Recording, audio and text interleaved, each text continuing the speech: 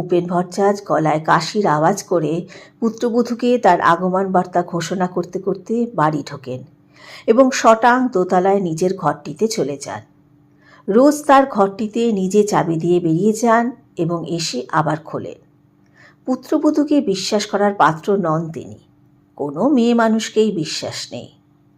ও বৌমা, বৌমা, ওপরে এসো। কে?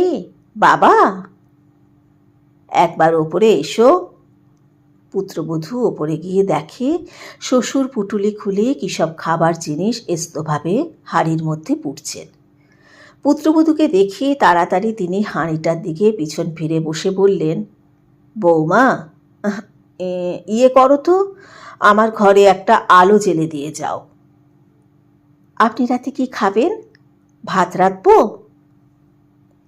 না, তুমি শুধু খাবার